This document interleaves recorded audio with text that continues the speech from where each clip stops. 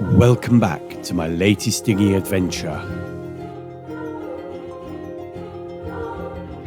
So far, we'd managed to navigate down the Menai Straits, through the Abermenai Channel, and onto the Irish Sea. Spending the night at our destination, Aberffrau.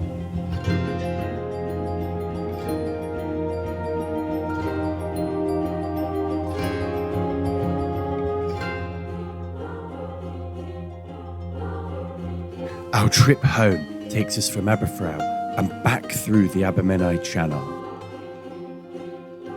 But this time we head into the anchorage where we beach the boats and wait for the tide to turn.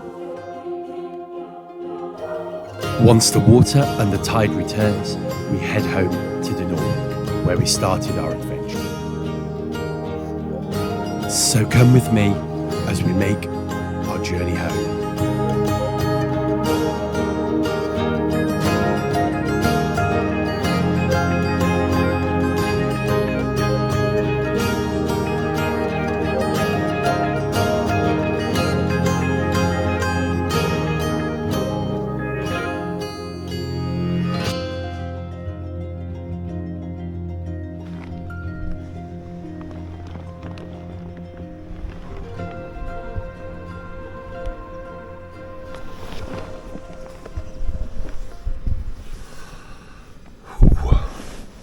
There's a lot of rain last night. Really big storm, and I needed a wee right in the middle of it, and opening the door, the tent got really soaked, so I'm a little bit wet. My air mattresses went right down as well, but I'm okay. I didn't sleep too badly actually. I think the first job this morning is going to be getting a little heaving line on the boat so we can pull her in to shore and we don't have to go swimming again. It's coming in fast, and I'm right up to nearly to my short line here, and the line is getting blown away, so I need to maybe get something to stick that line in the ground. We've got coupling marks, a good idea. He just brought his anchor in while he could. So Lulu's anchored up there now, so she can come to shore, and then as we fill up with water, I can just move the anchor. And this is just I think you call it a heaving line, which I stole the idea off Norman. But I kind of don't need the heaving line now, because I can just pull on the anchor. But this would be a little bit more convenient just to swing the bow around. It's got very light, very shallow on the stern, sorry, so she's nice to sort of put things on. From there, we're going to go with the Crocs today. I was getting almost a bit too hot wearing those, so Crocs it is. The sun is really sort of breaking through, very hot again. It's about 9:30. Double check that. We've been having a good old chin wag with everyone today. Oh, big point, it's 9:15. We're going to leave on the flood or slack, so we've got about another hour and a quarter to go. We're pretty much ready to go, just doing some washing. And Norman and Joe are catching up, and Mark's also pretty ready, looks pretty much ready to go. We're going to be motoring out of here and then setting sail when we can. The beauty about bringing the Mini 3 Pro drone with you is that the batteries are 5-volt based, so you can. Oh, wrong one. I do have a Type C button here, and we can charge them up on the big battery directly, which is what I'm going to do. That's what it's for. Norman shouted tally-ho and off he went, and he's gone. So I don't want to be on my own, so I'm going to get the engine in, and Mark's still here, and I'm going to go follow Mark out now. So we're just pootling out, just being aware of the rudder, although I think we've got more than enough now. But we're going to do softly. Just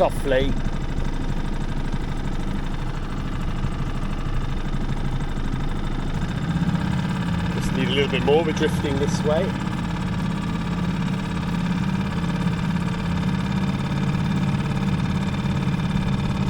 And then we're going to head for the sea.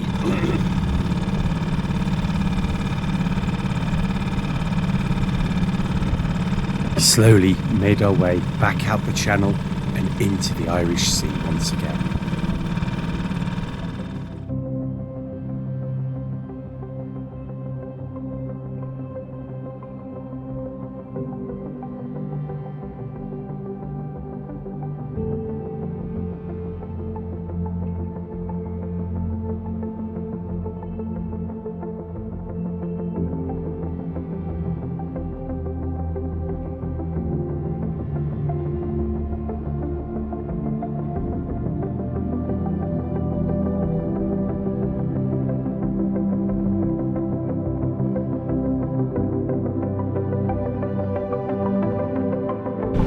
Look, we're only like 30-40 metres from crashing waves over rocks there. That's actually where we were having our lunch yesterday. I think, yeah, somewhere in there, over there. There's Mark. And Norman's up there sailing. Norman's quick start had him ahead of us and in the faster boat.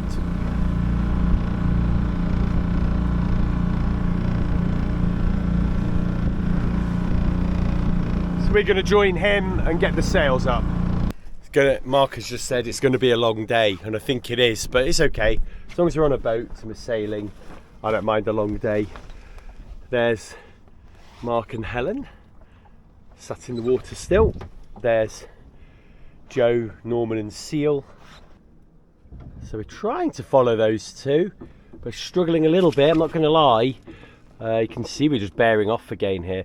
I think you can see a little bit more air over there. There's like nice little ripples, but there's also a little bit of air dead ahead. So I think we'll just keep going dead ahead and see if we may as well. There's no point doing what they're doing because we're just going to lose ground on them, whatever they do. We may as well try something new and hit this little ripples. It could be something on the seabed, but it could also be a little bit of wind. This normally means there's a bit of wind on the lake, so we're going to head for that. And actually, look, you can see the sails are starting to fill. The water's gone into that mesmerising glass-like sort of swell. It's almost as if the sea is breathing. You can see the waves crashing on the reef over there in the distance. We haven't come very far. That rock outcrop round there where you can see those people, and there's a little boat coming out there. That's where we've been.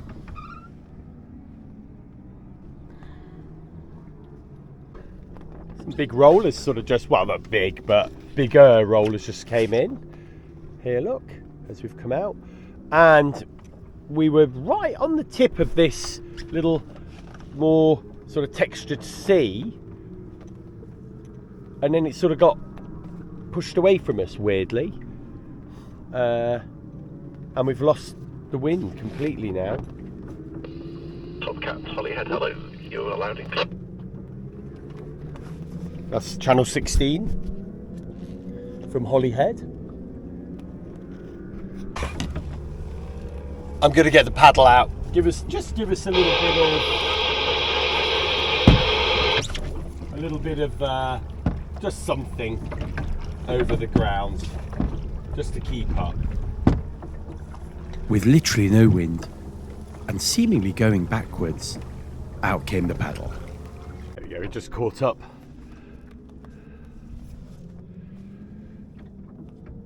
Use the paddle just for a few minutes really.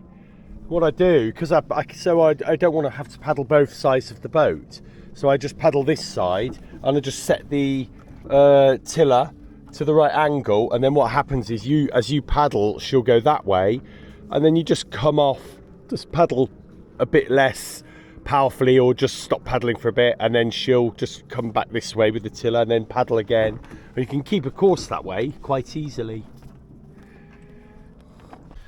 Mark very kindly gave me boiled an egg for me this morning. It's just a hard-boiled egg, and it's from his own hen or hens, so this is really cool. I have read that eggshells on a boat are bad luck, so I really hope this isn't going to cause me to have any bad luck. But I mean, come on, women on the boat are supposed to also be bad luck, and that's just how does that work? So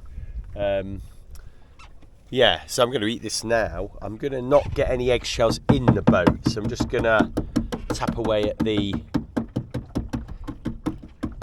here. Right, let's give this a go. Oh, that's nice. Look how orange the yolk is. It's been, what, 20 minutes, and I was measured up to that little green patch on the shore there. I mean, it's obvious to see. The angle of that is now, well, it was 60 degrees, and it's not 60 anymore because it was over there before. And look how close we are here now. So we're now 80 degrees to that. So we're drifting backwards. Savvy was right. So we're going to drop the engine because there's no point drifting backwards. We may as well just get may as well go and join the others and have a chat. Right, I've got the Spinnaker set up. But we lost a little bit of ground doing it because we accidentally jibed. So we're just going to do a little bit of catch up and get her flying, because I think this is a perfect condition for it.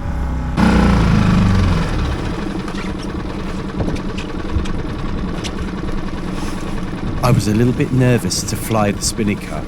This would be the first time I'd done it on the sea.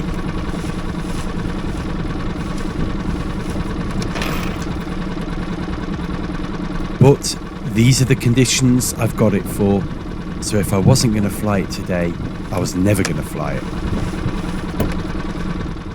So, up she flew. Here we go.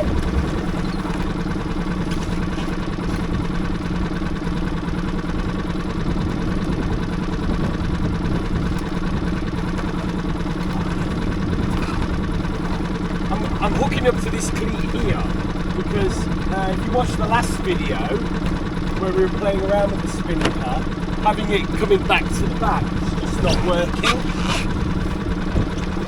So let's get the engine up. Whoop. There she flies, look at that. Awesome. Filling really nicely, and if you tighten that up, you know, it pulls it down and it keeps it down there. She's flying really lovely. Luffing a tickle. If you pull that down even more, look, see she stops that luffing on the peak a little bit. But it's good enough for the lugger anyway, this.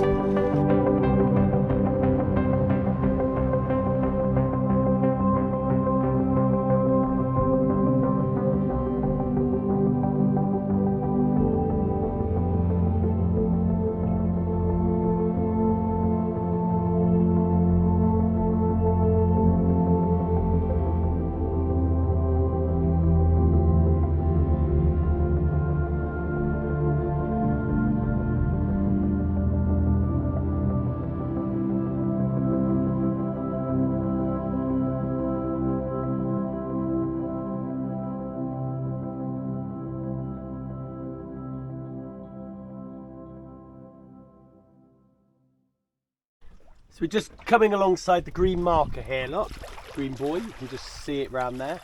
Slowly but surely. We've actually lost the wind completely again, and we're doing 1.5 knots. We are moving forward, you can see that, and we are contending with I've just checked, a 0.4 knots tide still, tidal stream, so we're doing all right. we're getting like 2 knots out of her. Course through water. Which was significantly more than with the jib. And we are about 11:30. By 12 o'clock midday, the tidal currents come on our beam at 0.1 knots. And then, so they come from there actually onto our beam here. Another half hour, we've got 0.4 knots helping us along. So, yeah, good. I'm really enjoying myself actually. This is a great sail for me on the sea. I mean, there's Norman up ahead, if you can see him, and there's Mark over there. We'll keep our close eye on them and see, you know, where they go, because we want to be careful crossing those shallows. We're wing on wing, doing okay for a lugger actually. Still got the mizzen out as well. We're doing quite well. 2.2 knots. We've got a pretty much 0.4 knot tide with us now, and this is the South Cardinal buoy. There's some jet skiers. They've just gone straight through that. They are good fun, those things are though. I've been on one a couple of times. In fact, years ago I went on one and we did a round the Florida Keys tour on one. And we got some really foul tide on the way back, and I hurt my ankle because the waves were so big. And I clattered down, but it was great fun. The beauty of those are they can just get out of trouble so easily. They're like a rib, you know, if there's bad conditions you can whiz to shore or something like that. A little bit like a dinghy in a way. There's Mark and Helen. We are actually holding our own now at the moment. Just a tickle. I'd say it's a tickle quicker. I didn't see that. There's the South Cardinal buoy. Don't be alarmed. I did know it was there. I just didn't see we'd passed it. That's where the nasty sharp Eiffel Tower rock is at the moment, because we're just past high tide. Can't see it, can you, at all? But I'm told it's definitely there and it's dangerous at all times. Beautiful. It's very misty today. It's been all sort of what's the correct word for it, hazy I think, and it's made spotting the markers and the buoys quite difficult. Look at these clouds here. Now they should tell you something, shouldn't they? They're kind of crazy looking clouds they are. It almost looks like rain over there, but I'm not sure. That would bring in a little front. Now we know that when we get to Abermenai Channel, there's going to be a bit more wind and a bit more, certainly more current. We are struggling a little bit on wing now, and the mizzen is really struggling, and we are losing ground a little bit. We're just getting closer and closer here. So what we could do is bear off, head for the channel, and then kind of get a more right angle run into the straits, which might work. So I am going to do that. We're going to stop wing on winging and we're going to bear off that way to starboard, and then hopefully get a good run through the Menai, through the Abermenai Channel. We bear off and we broad reach for a while to see if we can catch some wind. Although you should never rush when you're sailing, we did need to get to the channel in a certain time. Otherwise, we could have a strong tide against us. See, there's a bit of a swell. Look at that. This biggie coming. Things are getting a bit choppy. Right on our beam. I got a little dink up the back there. There's Norman. Had the same idea as us. There's Mark, and we're actually making ground on Mark right now. Yeah, he's losing ground on us. Mizzen's in. We want as less faff as possible, and we're making good progress. A little bit of a breeze, 2.5 knots, 2.7 knots in fact. We'll take that, and that's going across where the current should be. Now, when Norman jibes, that's when I think I may jibe and kind of follow his path in. So let's wait and see what he does. There's a fishing boat just there. He's just coming it all the way in on the markers down the channel, and he's slowed down for us. It's nice of him. Not that he's a big boat. We may have slowed down for the channel actually. There you go. He's going to pass us, so I can get back on our course there. There we go. Boy coming up behind us. A fast boy. And we're kind of going across him. So let's hope he sees us. Yeah, he's going to pass our stern, I think. As we entered the buoyed channel, we Yeah. started to encounter some traffic. This one was big and fast. There you go. Gotta go to the coast, yeah. I'm gonna drop the engine in because it is taking a long time, this. And I'm so far behind. I don't even know if that wayfarer over there is Mark, because he's just kind of going round and round. I found out later that Seal the Wanderer and Helen the Wayfarer both struggled to sail through the channel. The light winds had meant it had taken a long time to get here, and the tide had changed already.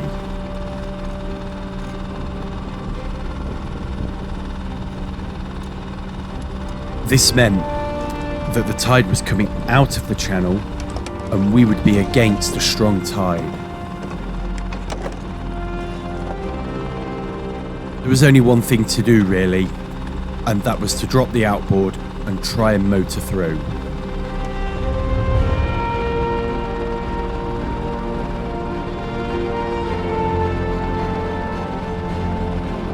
We made it to the channel, but the tide had already turned, and it was quite strong. So we're only doing 2.7 knots. So I think the tide is against us now, which is not great. So we need to get through. So we're going to razz this engine and get us through there ASAP. The tide got even stronger, and I had to push Lulu hard. We were making progress, but it was very slow. Would we get through? Yeah, look at the tide against that buoy. No wonder we were getting nowhere sailing. You look to the side, look at this, you can just see how slow you're going. And then when you look behind, look, or dead ahead, you know, you're going through the water at maybe 6 knots. But look at the side. Walking pace. In fact, there's a guy there walking, and we're barely keeping up with him.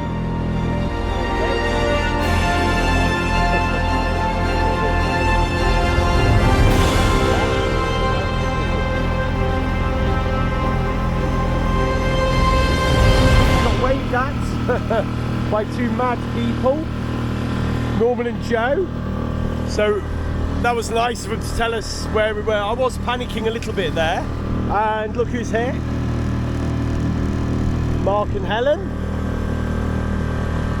And we got through. I mean, in hindsight, no problem. Just had to push the engine a little bit. Well, 2/3, you know. But yeah, just for your first time, that's quite scary in a way. But you know, no waves. If the current was too much, you would just have to have ferry glided across and maybe just anchored, or we could beach this up there and just wait. So it's not a big deal. So here we go. There's little Seal over there on the bank.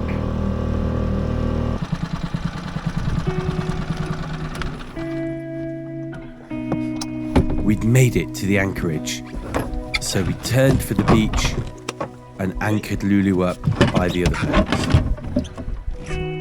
After the trauma of the channel, it was great to find a lovely, peaceful spot. All we had to do was wait for the tide to go out and then come back in again.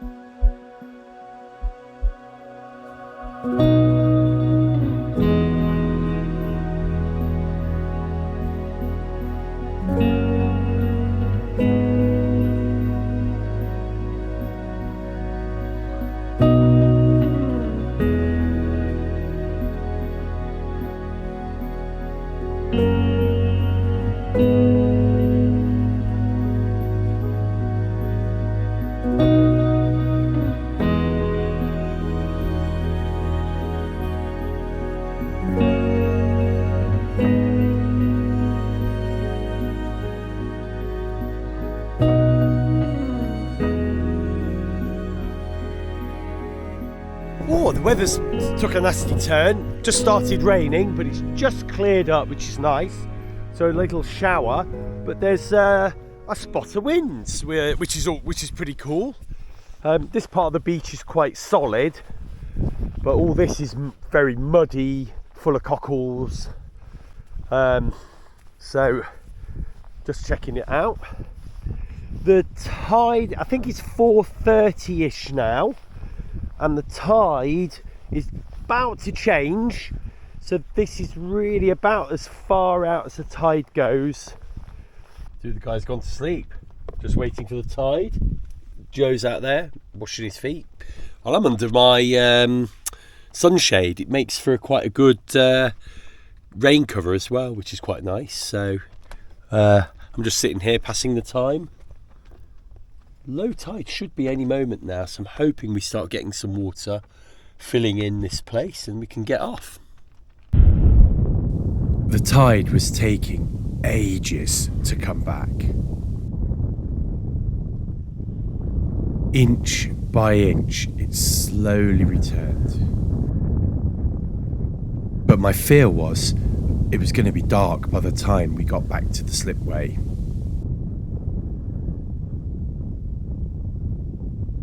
Oh, I'm getting a bit bored. This phone signal's not very good here, so I can't even sort of watch YouTube videos. So we'll go for a little walk.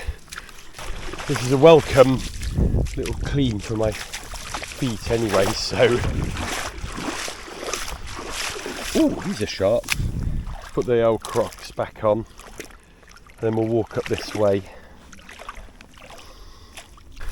Oh, this grass is really prickly.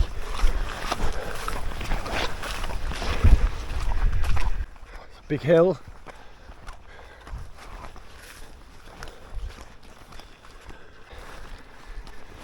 Oh. Yes. Oh, we can see the strait from here actually. Ah, there's a thorn bush there.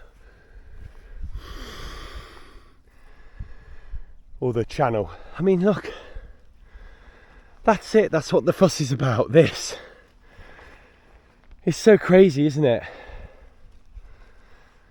How such an innocuous piece of water can just cause so much trouble. And the same with the swellies.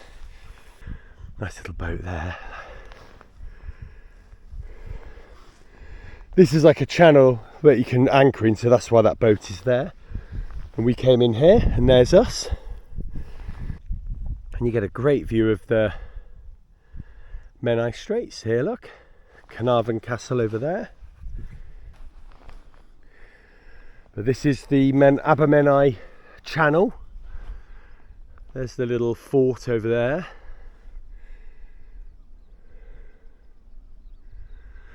And that channel looks pretty benign, doesn't it? Be interesting to know which way that's going. It looks like it's going that way, doesn't it? You can see there's a stick floating. It's just floating that way. So that's good. It means the tide's turned and it's on its way. These guys don't have any trouble with tides and currents, do they? Unless there's a few waves.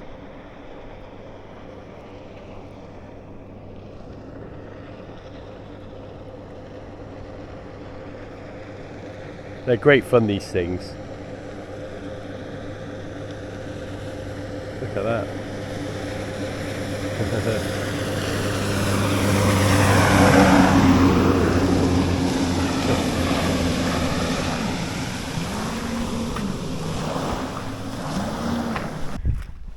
Ooh, that is definitely a slightly more underwater than it was. So hopefully we're going to start seeing these channels filling quite soon and get underway. I've just fitted my light, and it does fit, and on the mizzen, and you can just, yeah, the mizzen will just fill around that. It's not a big deal. Maybe you would need another Velcro strap at the top there. I think that's going to be fine. Let's switch it on. There you go. It's gone really dark. It's only 6:30. It's not been getting dark till 9 o'clock or 10 o'clock some nights. But that's like quite good, isn't it? We're nearly there. It's flooding in quite big now. So if we can just get Lulu floating a little bit and into this little channel here, we're nearly there. We're off! Whoop. Oh, it's better. Stop raining.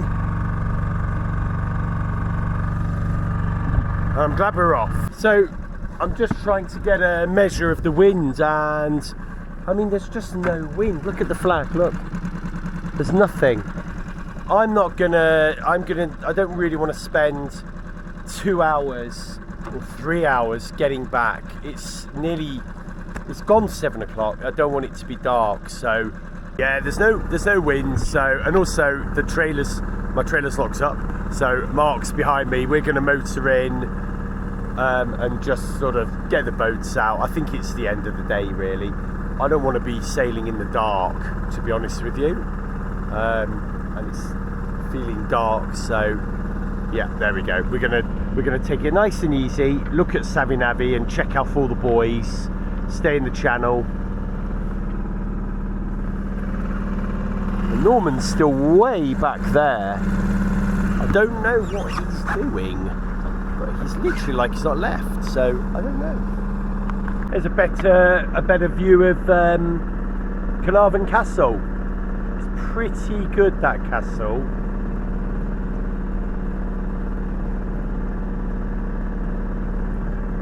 Definitely worth a visit. I quite like Carnarvon as a town, actually. Plenty to do. Loads going on.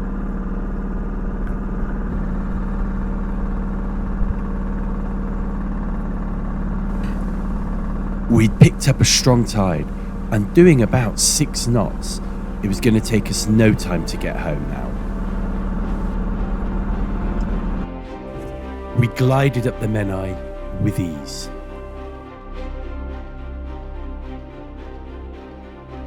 Passing Carnarvon, onto Plas Menai,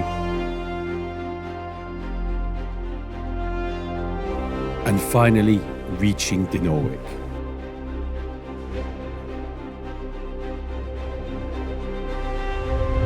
With the slipway at Dinorwic upon us, we were home. It was getting dark, it was cold, and it was rainy too, but we'd made it. It felt amazing taking this little boat on such a big adventure and safely bringing her home again. What an amazing adventure this had been for me and Lulu. I can't wait for the next one.